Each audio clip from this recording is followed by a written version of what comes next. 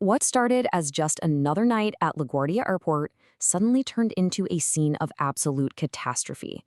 In this explainer, we're going to piece together exactly how this collision happened, and just as importantly, what it tells us about the pressures on our entire aviation system. These were the frantic final words from air traffic control, a desperate last-second attempt to stop a tragedy that was already hurtling forward. So the big question is, how did we get to that point? Let's reconstruct the timeline and see exactly where things went so wrong. When you look at the timeline, it's a perfect storm. You've got two different emergencies happening at the exact same time. A United jet is aborting its takeoff on one runway, so a fire truck gets cleared to cross an intersecting runway to get to it, but that's the very same runway an Air Canada jet was literally seconds away from landing on. And you have to understand, the forces involved here were just immense. Preliminary data shows that the Air Canada jet was hitting speeds of 105 miles per hour at the moment it slammed into that fire truck. But beyond the mechanics and the data of the crash, there are the human stories. And these are incredible tales of terror, of tragedy, and honestly, of almost unbelievable survival. Imagine being on that plane. One passenger described this loud boom, and then just a few seconds of terrifying silence, where everyone on board was sure their lives were over. And what came out of this wreckage is this incredible story of both tragedy and miracles. The pilot and co-pilot were tragically killed, but somehow every single passenger, a flight attendant, and the two firefighters in the truck, they all survived the initial impact. And the story of that flight attendant, it is just staggering.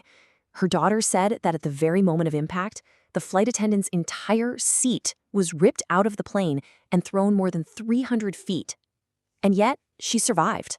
A true miracle. Okay, so we've seen what happened. Now we have to ask how. How was an error like this even possible? Investigators recovered the plane's black box, and they're now piecing together that chain of events.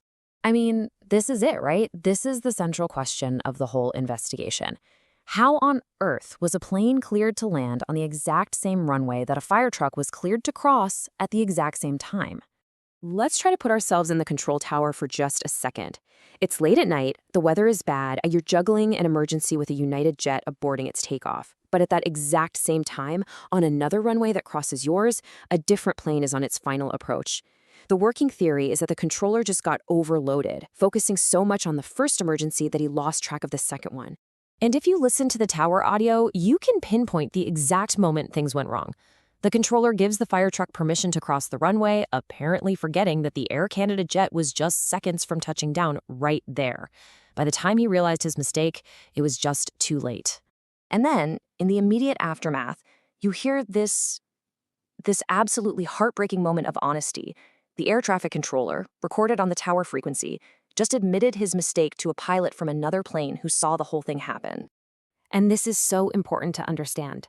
While it was one person's devastating error, this incident points to something much, much bigger: systemic pressures on the entire U.S. aviation system. Yeah, this was the first deadly crash at LaGuardia in 30 years. But that number, it hides a really alarming trend. Across the country, there have been 18 serious runway near misses in just the last 3 years.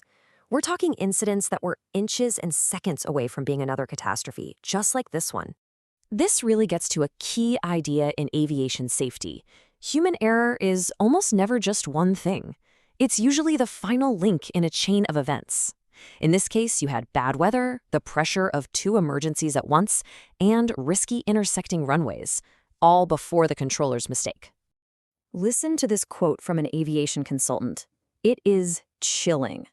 With all the near misses and now this tragedy, it really feels like the most dangerous part of a flight is becoming the time you spend on the ground. So after all of this, where does that leave us? What's the path forward? Well, it boils down to an urgent search for a technological failsafe, something that can stop one human mistake from becoming fatal. And here's the really frustrating part. The technology that could have prevented this, it already exists. This isn't a problem of invention, it's a problem of implementation. These life-saving systems just aren't being rolled out fast enough at airports across the country. And that really leaves us with the big question for the future of flying.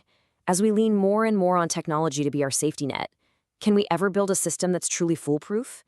A system that's immune to the pressures, the distractions, and the split-second mistakes that are simply part of being human?